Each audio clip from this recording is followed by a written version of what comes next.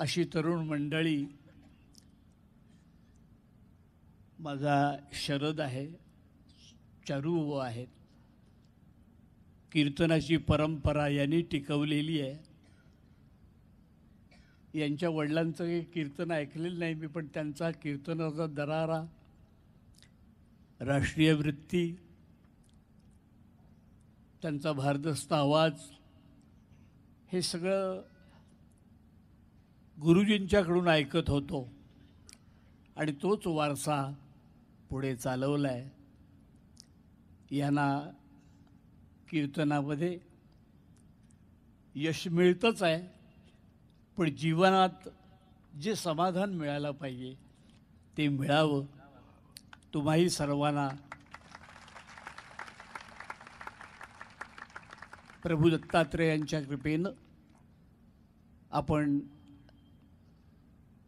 धर्मनिष्ठा, राष्ट्रनिष्ठा ही जर जतन केली, जपलीत, कीर्तनाचा हा उद्देश असतो.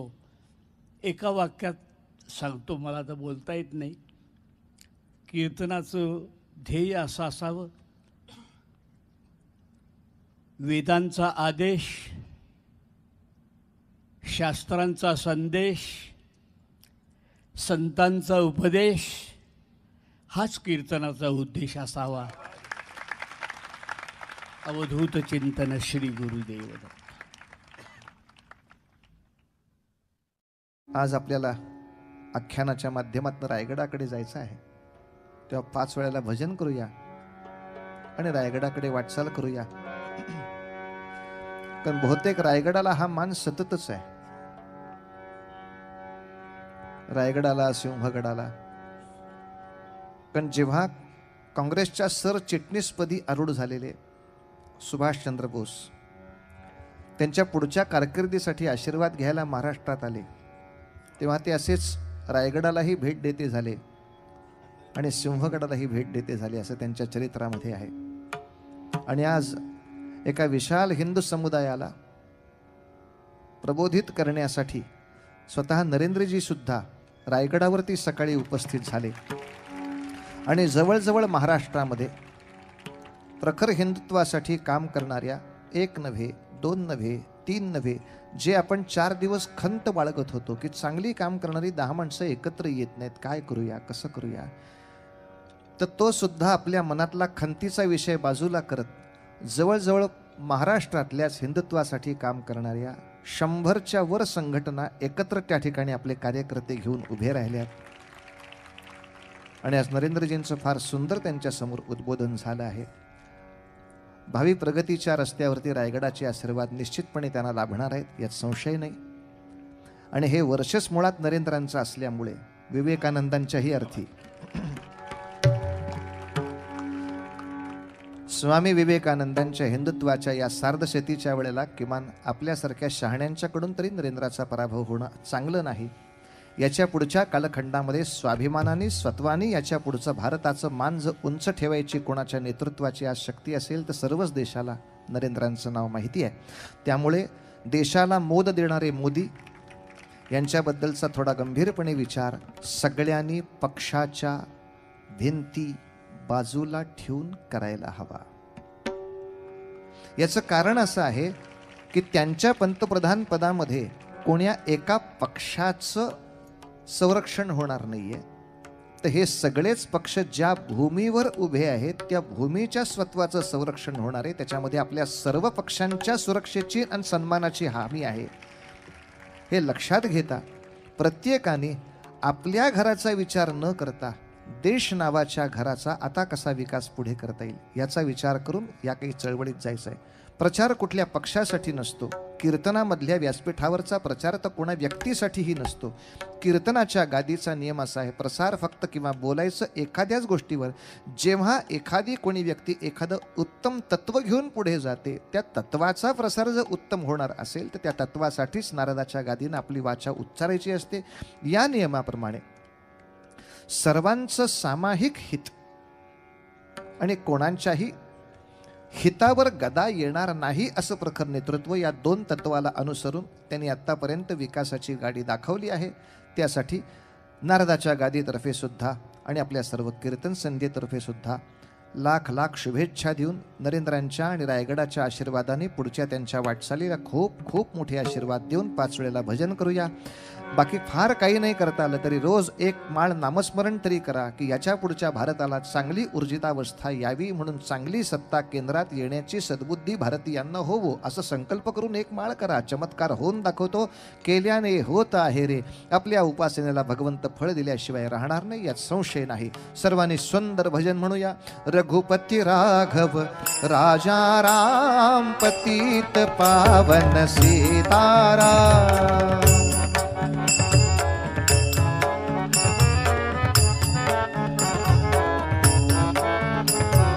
रघुपति राघव राजा राम पतित पावन सीताराम.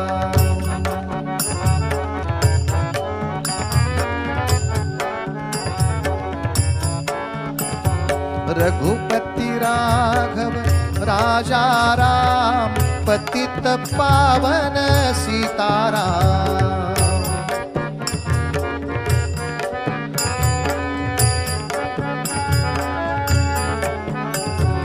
रघुपति राघव राजा राम पतित पावन सीताराम.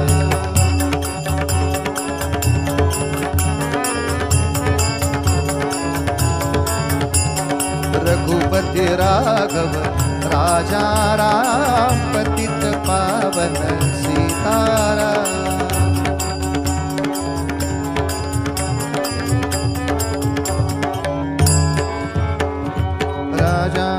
राज रामचंद्र महाराज की जय.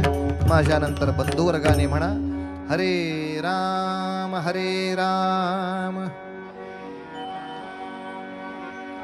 राम राम हरे हरे, हरे कृष्ण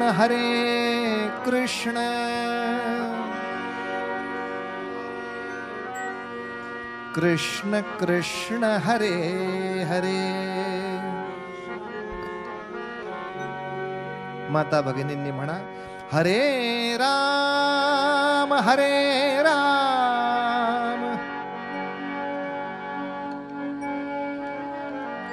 राम राम हरे हरे.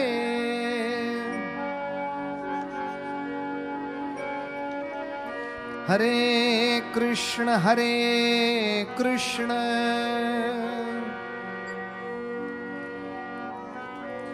कृष्ण कृष्ण हरे हरे. जय जयकार एकत्र. गोपाल कृष्ण महाराज की जय. आनंदी आनंद अवघा आनंदी आनंद अवघा आनंदी आनंद अवघा अवघा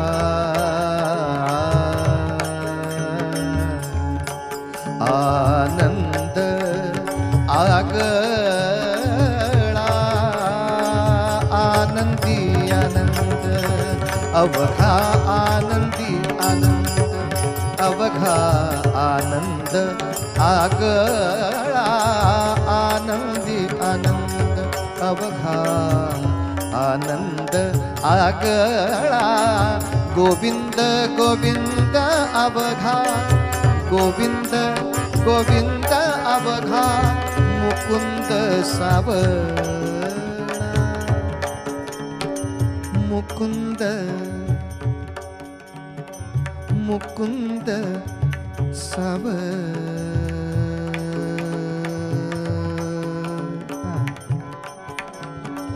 मुकुंद सावळा. आनंदी आनंद आनंदी आनंद अवघा आनंद आगळा. गोविंद गोविंद अवघा गोविंद गोविंद अवघा मुकुंद. आवाज हळू करायचा म्हणजे ऐकू येईल. मुकुंद सावळा आनंदी आनंद, अवघा आनंदी आनंद, अवघा आनंदी आनंद.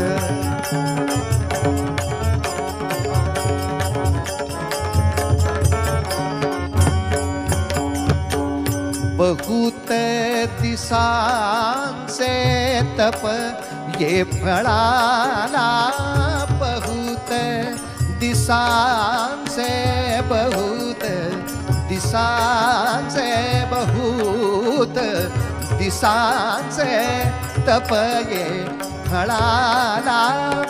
धावुनिया भक्तासाठी घन निळवळला, धावुनिया भक्तासाठी घन निळवळला, धावुनिया भक्तासाठी घन निळवळला. बाहेरी भीतरी अवघा, बाहेरी भीतरी अवघा, बाहेरी भीतरी अवघा. हळू आनंद सोहळा. साफ्याचं फूल धरताना आवाज वेगळा, गुलाबाच्या वेळेला आवाज वेगळा. बाहेरी भीतरी अवघा, बाहेरी भीतरी. हळू मुकुंद आनंद, आनंद आगळा, आनंदी आनंद, अवघा आनंदी आनंद. आनंद आनंद आनंद आनंद, आनंदी आनंद, अवघा आनंदी आनंद, अवघा आनंदी आनंदी आनंद.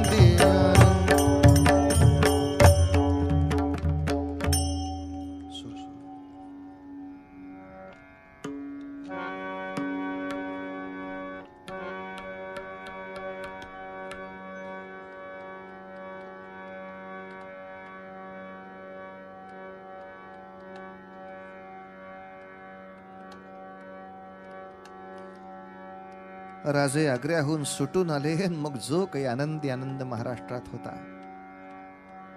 पण सुटून आल्यानंतर राजांनी एक विचार असा केला की स्वराज्य स्थापनेच्या शपथेपासून महाराष्ट्रामध्ये अखंड युद्ध चालूच आहेत. आधी अफजल खानाची स्वारी झाली, त्याच्या बरोबरीने सिद्धी जौहरची झाली, ती संपते तो शाहिस्ते खानाची झाली, ती संपते तो मिर्झा राजांची झाली. गेली 15 ते 20 वर्ष महाराष्ट्र नुसता युद्धाच्या चरकामध्ये पिळून निघतो आहे.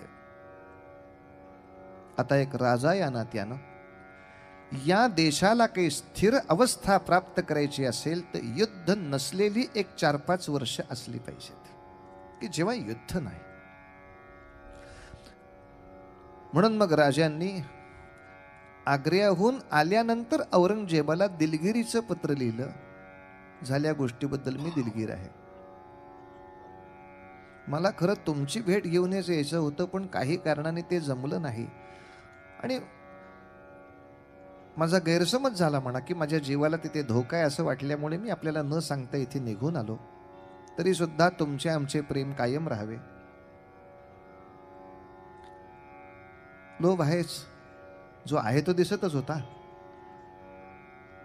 तो वृद्धिंगत व्हावा वगैरे वगैरे जे अगदी फॉर्मल ज्याला पत्र म्हणतात. आणि अधिक असं लिहिलं, आपली काही याच्याही पुढे दक्षिणेकडची कामं असतील तर सांगायला हरकत नाही, ते करण्यामध्ये आम्हाला आनंद वाटेल.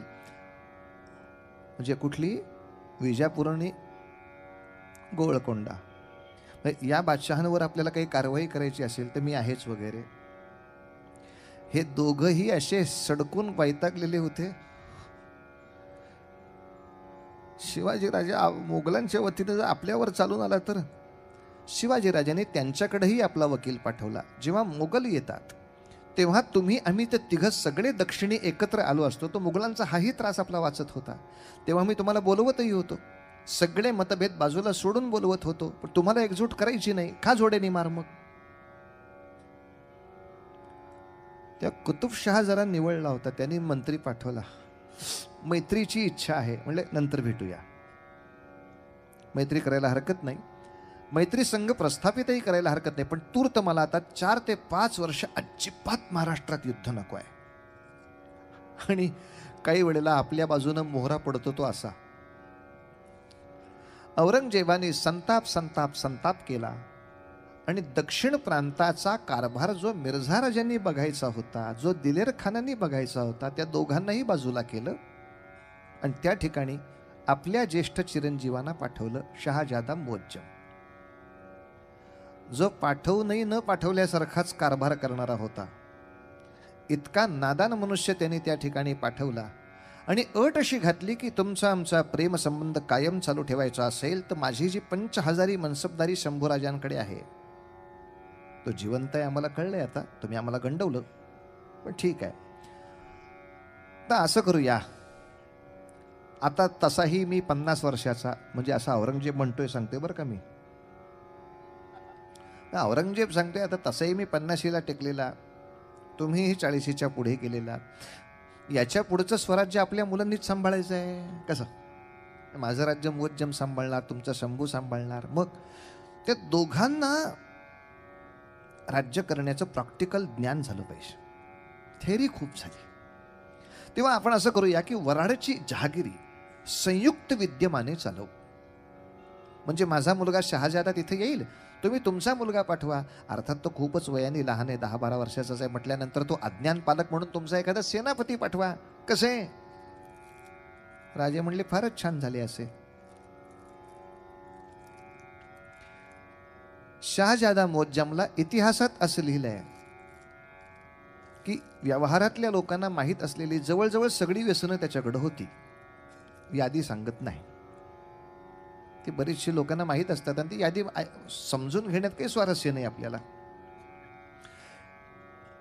त्यामागे औरंगजेबाचा असाही एक छोटा डाव होता की जर शंभू राजा या मुलाच्या नाद्याने व्यसनी करता आला तर राज्य स्वराज्य असंही मारता येईलच ना.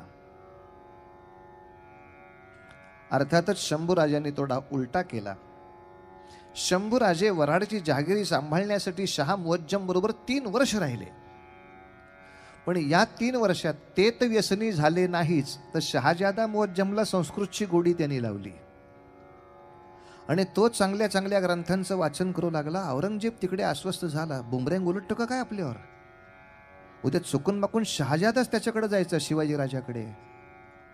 आणि गणित तेच होतं. जेव्हा आपलं काही साधत नाही असं लक्षात आलं, तेव्हा औरंगजेबाने गुप्त बातम्या पाठवल्या की त्याचा जो सेनापती इथं आलाय प्रतापराव गुजर, त्या प्रतापराव गुजराला आणि या छोट्या शंभ्याला अटक करून ताबडतोब दिल्लीला पाठवा. पण असं माझ्या बापांनी फरमान काढलंय, हे मुअज्जमनी 7 दिवस आधी शंभूला सांगितलं की तुझ्या अटकेचं फरमान काढलं रे माझ्या बापानं. आता प्रतापरावानं पण अटक करायचं फरमान काढलंय. तुझे बाबा आग्र्यातून निघून गेले तेव्हा राजा आमचा औरंगजेब इतका संतापला, त्यांनी तुमचे नेताजी पालकर पकडलेत, प्रति शिवाजी त्यांना म्हणत होते ना, म्हणून त्यांना पकडले. मग महाराजांवरचा राग त्याच्यावर काढला, इतका मारला, छळला की दुर्दैवाने नेताजी पालकरांना धर्मांतरित व्हावं लागलं. औरंगजेबाने त्याचं धर्मांतर केलं, मोहम्मद कुली खान असं त्याचं नाव ठेवलं. नेताजी पालकरला पुन्हा काबूलच्या मोहिमेवर पाठवलं. तिकडच्या मोहिमेवर जाता जाता रस्त्यातनं ते सुटले आणि महाराष्ट्राकडे येऊ लागले. म्हणजे एका बाजूला हाती प्रति शिवाजी लागला होता, तोही सुटला. म्हणून औरंगजेबाने जास्त चिडून या दोघांच्या अटकेचे हुकूम काढले. मुअज्जमने आधीच सांगितलं, पळा, सगळे पळून जा. म्हणजे मी वडिलांना कळवून टाकीन, तुमचा हुकूम यायच्या आधीच 3 दिवस ते पळाले, काय करणार, सापडले की पाठवतो. हे कशाला डोंगरात सापडायला बसलेत. शिवाजी राजाला कळेना हा एवढा का उदार होतोय आपल्याबद्दल. कळलं, याला म्हणावं डोकं, याला म्हणावं डोकं. कारण औरंगजेबानं सुद्धा त्याचं राज्य कसं मिळवलं होतं? त्याच्या 2 भावांना मारून आणि बापाला संपवून. शहाजादा मोहज्जम तोच विचार करत होता, उद्या औरंगजेबाकडून जर मला राज्य मिळवायचं असेल तर औरंगजेबाला माझ्या बापाला पुरून उरेल असा कोणीतरी शक्ती संपन्न माझा मित्र करून ठेवलेला असायला हवा. काय पठ्या भविष्य बरोबर ओळखतोय की उद्या माझ्या वडिलांवर वचक लावायचा असेल, माझ्या भावंडांना संपवायचं असेल आणि मला जर माझी दिल्लीची पातशाही वडिलांकडनं मिळवायची असेल तर बाबा सुद्धा ज्याचे फसू शकतात असा राजा माझ्याकडे पाहिजे. त्यामुळे पठ्यानी शिवाजी राजांच्या नावे आपला सगळा कौल दिला. पण राजानं एक आनंद असा होता, 3 वर्षाचा काळ, 3 वर्ष म्हणजे गंमत नाहीये. 3 वर्षाच्या कालखंडात महाराष्ट्र प्रांतात कोणतंही युद्ध आलं नाही. अर्थात मुघलांचे आणि राजांचे प्रेमाचे संबंध आहेत हे कळल्यावर विजापूरकरांनी गडबड केली नाही. तशीच बातमी गोवळकोंड्याला गेल्यामुळं गोवळकोंड्यांनी गडबड केली नाही. गोवळकोंडा आणि महाराष्ट्र मैत्री संघ प्रस्थापित करतायत म्हटल्यावर गोव्याचा पोर्तुगीज गप बसला.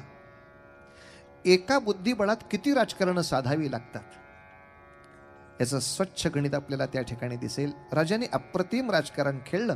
मात्र 3 वर्षामध्येच सगळे ते तह संपले. शंभूराजे परत आले, प्रतापराव गुजर परत आले. म्हणजे असे कसे काय परत आलात? वरचा हुकूम सांगितला चला. म्हणजे तहाच्या दृष्टीनं त्यांनी तह मोडायला सुरुवात केली आहे का? हो. मग आता आपल्याला अधिकार आहे कायद्याप्रमाणे आपणही तह संपवूया. कोर्टामध्ये असंच असतं की पहिल्यांदा वकील विचारतो तुमच्या या अटी ठरल्या होत्या, हो, यातली पहिल्यांदा अट कोणी मोडली? मग सगळा दोष त्याच्यावर. आता तुम्हाला दुसरी अट मोडायला पूर्ण संधी आहे. तुमचे जे 150 किल्ले औरंगजेबाकडे ठेवायचे आहेत ते तुम्ही आता बिनविरोध घेऊ शकता, त्याच्या सैन्याला हाकलू शकता. का? त्यांनी जी युद्धबंदी करण्याची आपल्याला दिलेली सवलत होती ती त्यांनी त्याच्याहून मोडली आहे. मग मात्र शिवाजीराजांनी काढली पुन्हा 100 किल्ल्यांची मोहीम. इकडे हा, तिकडे तो, तिकडे तो, तिकडे हा, इकडे तो, तिकडे तो, सगळ्यांवर परत भगवे झेंडे लावून यायचे. हे सगळे किल्ले युद्धामध्ये डॅमेज झालेत. ते या मधल्या 3 वर्षाच्या काळात दिल्ली पॅकेज कडनं चांगले झालेत. त्यामुळे आता दिल्लीकरांचा आमचा प्रेमाचाच संबंध आहे. ते पॅकेजचा फायदा आम्ही नाही घ्यायचा तर मग कुणी घ्यायचा? ज्यांना ज्यांना जमेल त्यांना उतरवा आणि पुन्हा एकदा स्वराज्यामध्ये सगळी आपली 150-200 किल्ल्यांची झालेली हानी भरून काढा. असं एक किल्ला, दुसरा किल्ला, तिसरा किल्ला असं प्रकरण चाललं होतं.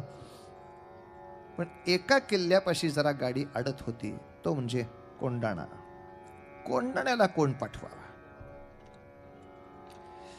कोंडाण्याला कोण पाठवावा अशी संकटाची जरा गडबड झाली. आणि अशाच वेळेला शिवरायांचा अत्यंत लहानपणापासूनचा परममित्र तानाजी मालुसरा तो आपल्या मुलाच्या लग्नाचं आमंत्रण करायला आला होता.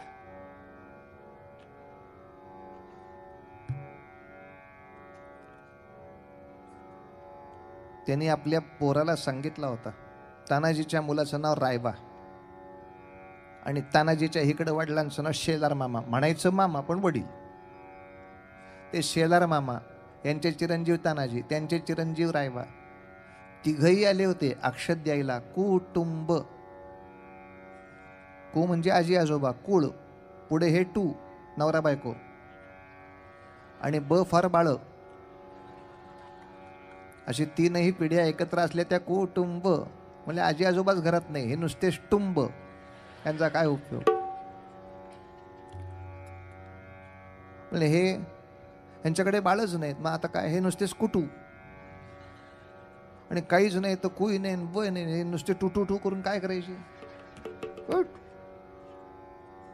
अख्खं कुटुंब तिथे अक्षत देण्यासाठी आलं. तानाजी शेजारी बसला शिवबांच्या आणि सहज जिजामातेनं खूप दिवसांनी ताने आल्यास रे म्हणून ओवाळणी केली. ओवाळणी केल्याबरोबर तानाजी विचारतो, अग काय घालू ओवाळणी राजमाता तू ग महान, काय घालू ओवाळणी राजमाता तू ग महान, शिवा बसला शेजारी ओवाळील प्रेमहान, दोघ बसला शेजारी ओवाळील प्रेमान, काय घालू ओवाळणी राजमाता तुग महान. जिजामाऊली काय ओवाळणी घालू? आणि आई म्हणाल्या, काय ओवाळणी अवघड, काय ओवाळणी अवघड, अवघड द्यावा कोंडगड, अवघड द्यावा कोंडगड, न वैरी तुझ्या पुढर वाकविल महान जी जी, वाकविल महान जी जे, वाकविल महान.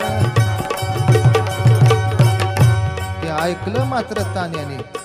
शिवाजी राजे पटकन आईना म्हणाले, आई कशाला सांगता हे त्याला? तो त्याच्या पोराच्या लग्नाचा अवतार घेऊन आलाय, त्याला काय कोंडाण्यावर पाठवायचा का आता? ते ऐकलं मात्र तान्याने. अक्षदाने भरलेली चांदीची वाटी बाजूला ठेवली आणि शिवबाच्या पायावर हात ठेवून तानाजी मालुसरेंचे शब्द बाहेर आले, आधी लगीन लवीन कोंडाण्याचं,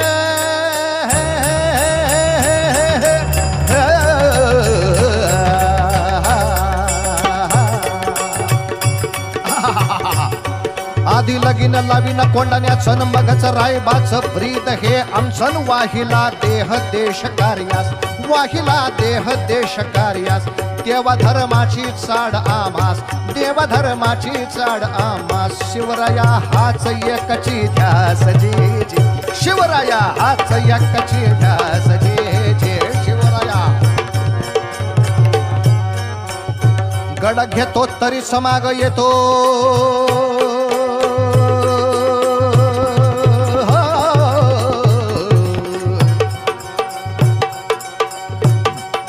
राजा गड घेतो तरीच माग येतो, नाही तर धरतो रस्ता स्वर्गीचा जे जे, रस्ता स्वर्गीचा जे जे, रस्ता स्वर्गीचा.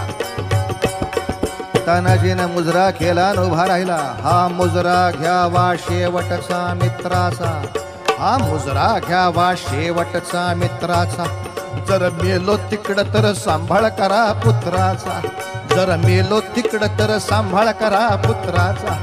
सरदार रायबा हाच हेतू अंतरीचा, सरदार रायबा हाच हेतू अंतरीचा. गड घेतो तरीच माग येतो, नाही तर धरतो रस्ता स्वर्गीचा जे, रस्ता स्वर्गीचा जे, रस्ता स्वर्गीचा. राजे राजे राजे राजे राजे, कोंडाण्याची काळजी करायची नाही. मुजरा करून तानाजी मालुसरे निघाले, पाठोपाठ रायबा पण निघाला. राजे बाबाला सांगा की, काय सांगा, मला पण न्यायला सांगा की. त्याला हळद लागली होती हो, मला पण न्यायला सांगा की, मी पण जातो की कोंडाण्यावर.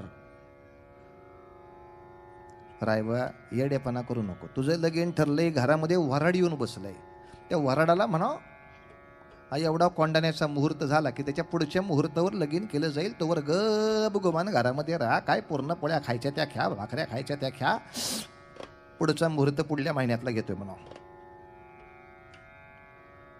बाबा निरोप सांगायला माझा काका जाईल की सूर्याजी, मला यायचं.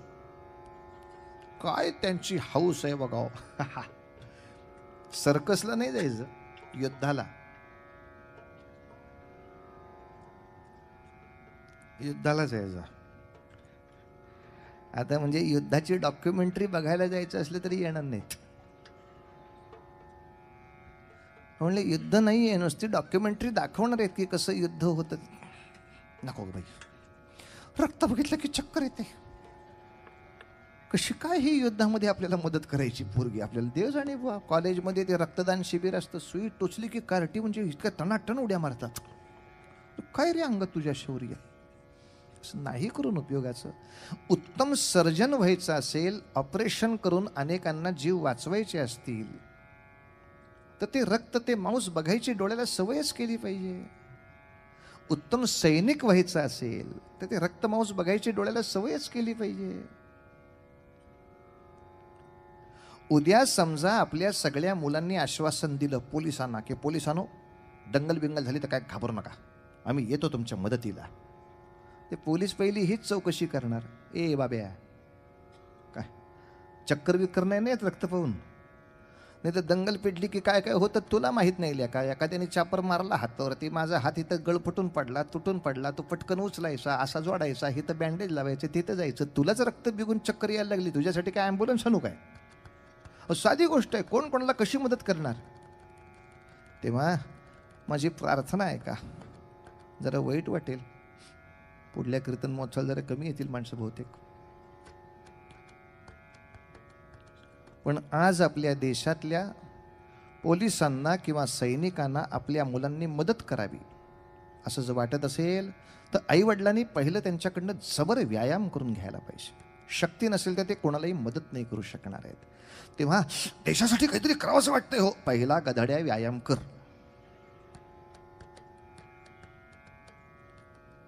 पहिला व्यायाम पाहिजे. तब्येत नसते, बाजीराव पेशवे नको, सिंघम असला तरी चालेल. बाजीराव सिंघमची तब्येत फक्त कराट्याची येऊ दे. पोरांना डायलॉग नुसते पाठ आहेत. आता माझी सटकली आहे. अरे गाढवा, त्याची तब्येत चांगली आहे म्हणून हित सटकते, तुझं काय सटकेल तुला माहिती आहे का. तेवढी तब्येत मिळवान मग सटकली आहे वगैरे म्हणा ना, काय सटकली आहे तुझी. बाजीराव सिंघमची तब्येत पहिली मिळवण्यासाठी आई बापांनी फार हट्ट करावा लागतो, फार हट्ट करावा लागतो. लक्षात घ्या, गुंड माणसं जिंकतात कारण ते व्यायाम करण्याचे कष्ट घेतात, आणि सज्जन माणसं नेहमी दबतात याचं कारण व्यायाम करण्याच्या कष्टाच्या वेळी ते आळस करतात. आळस करणाऱ्या माणसाला मागच राहावं लागतं. तो कष्ट तरी करतो हो ते व्यायाम करण्याचे. तब्येत चांगली पाहिजे, व्यायाम पहिला गधड्या चांगला कर, आणि मांसाहार नाही केलात तरी आठवड्यातनं एकदा ह्या पोरांना घेऊन मटण मार्केट दाखवत जा.